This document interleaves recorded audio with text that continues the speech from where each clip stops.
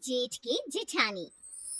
लक्ष्मी जैसे ही शादी करके अपने घर आई, उसने देखा कि उसके घर में सास ससुर और उसके पति के अलावा एक जेठानी भी है। लेकिन जेठ जी का तो कोई अता पता ही नहीं।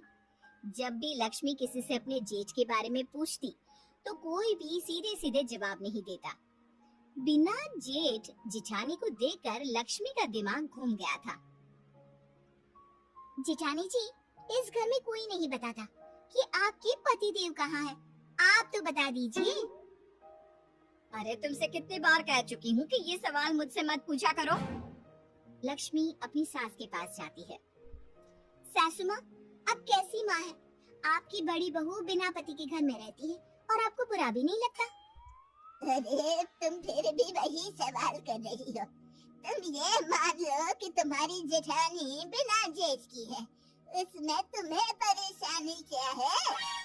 परेशानी नहीं है सासू माँ, लेकिन आज तक कभी ऐसा देखा भी नहीं। बिना सास की ससुर, बिना ससुर की सास, बिना जेठ जेठानी, अरे सब कुछ गड़बड़ घोटाला लगता है। अब चुपचाप जाकर अपना काम करो, ज्यादा जग्गा जासूस बनने की जरूरत नहीं है, समझी? लक्ष्मी बेचारी जाकर चुपचाप अपना काम करने लगती है। एक रात घर के पीछे वाले आंगन में खटर पटर की आवाज सुनकर लक्ष्मी की नींद खुल जाती है। लक्ष्मी चुपचाप अपने कमरे की खिड़की से झांक कर देखती है। ये क्या? जेठानी जी तो किसी आदमी के साथ चोरी छुपे बातें कर रही हैं। मुझे जाकर पता करना होगा। लक्ष्मी जाकर उनकी बातें सुनती है। इस तरह चोरी छुपे मुझे मिलने क्यों आते हो? किसी को पता चल गया तो? अरे पता चल गया तो चल जाने दो। तुम जानती हो ना मैं तुमसे कितना प्यार करता हूँ। हाँ मैं जानती हूँ, लेकिन ये घर वाले तो नहीं जानते ना। अब हम और कितने दिन एक दूसरे से ऐसे ही दूर रहेंगे?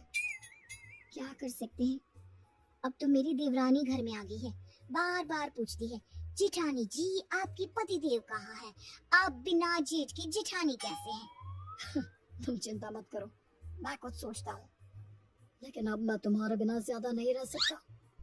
लक्ष्मी चुपचाप उन दोनों की बात सुनकर अपने कमरे में लौट आती है और मन ही मन सोचने लगती है कि वो अपनी जेठानी के इस चक्कर के बारे में पता लगा कर रहेगी।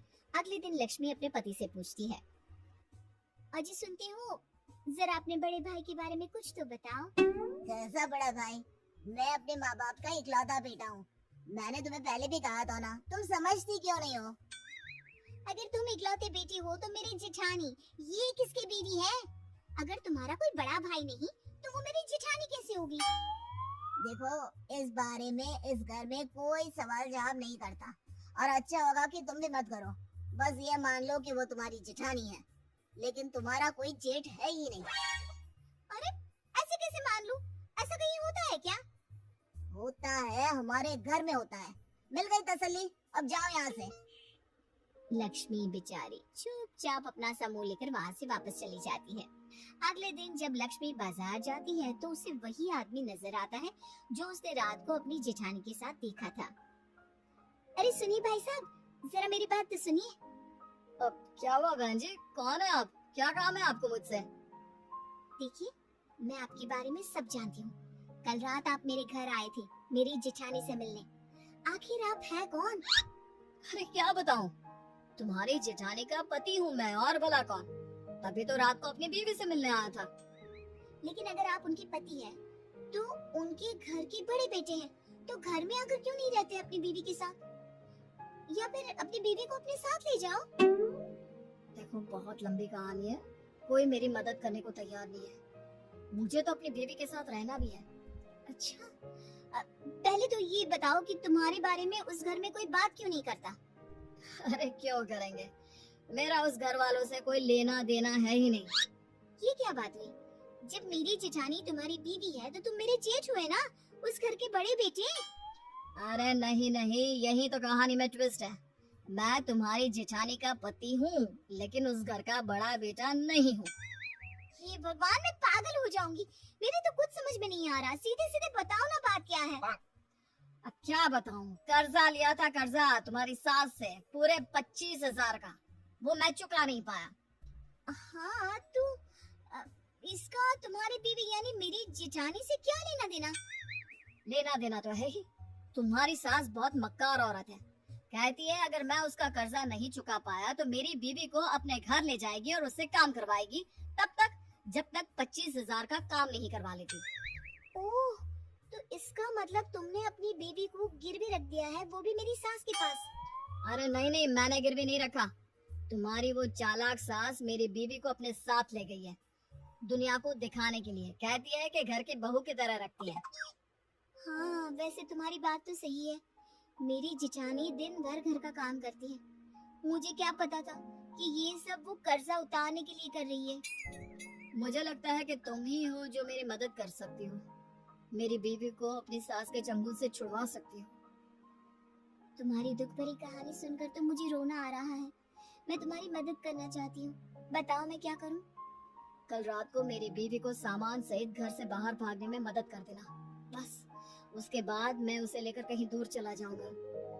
लक्ष्मी ऐसा प्लान बनाती है और अपनी जेठानी को जाकर बता देती है। अगली रात वो अपनी जेठानी को घर से भागने में मदद करने ही वाली होती है, तभी उसकी सास वहाँ पर आ जाती है। क्या हो रहा है यहाँ है? घर की छोटी बहू होकर तुम घर वालों के खिलाफ जा रही हो? लक्ष्मी, तुमसे मना किया था ना इस झगड़े से दूर रहो। लेकिन आप लोगों ने किसी की बीवी को अपने घर में बंधुआ मजदूर बनाकर रखा हुआ है, ये कोई अच्छी बात है क्या? जबरदस्ती उसे जेठानी का नाम देकर इस घर की बहू बनाकर दिन रात काम करवाते रहते हैं। अब ये तुमसे किसने कहा है? ये मनगढ़ंत कहानी कहाँ से बना कर लाई हो? इसका पति मिल गया था मुझे कल बाजार में, और उसी ने मुझे बताया कि कुछ पैसों की वजह से आपने उसकी बीवी को अपने घर में रख लिया है। लगता है भाई साहब ने तुमको भी पागल बना दिया। मतलब? अरे क्या बताऊं, एक नंबर का नालायक बेटा है। हमने उसकी शादी इतनी अच्छी लड़की से करवाई, कुछ कमाता नहीं और ऊपर से ये तुम्हारी जेठानी उसके निकम्मेपन में उसका साथ देती थी। बस इन दोनों को सबक सिखाने के लिए ही उसे कुछ दिन के लिए घर से बाहर निकाल कर रखा हुआ था। अरे बाप रे, तो ये बात है। मेरा मतलब इस बिना जेठ जेठानी और उस बिना जेठानी के जेठ ने मुझे झूठी कहानी सुनाई। हाँ, अब समझ में आया कि इस घर में बिना जेठ के जेठानी क्यों है। दरअसल वो तुम्हारा जेठ है, मेरा बड़ा भाई, लेकिन वो ढंग से काम करे इसलिए उसको सबक सिखाने के लिए कुछ दिन इस घर से दूर रखा गया था। धन्य हो, मेरे अलावा शायद ही किसी को इस दुनिया में बिना जेठ जेठानी मिली होंगी।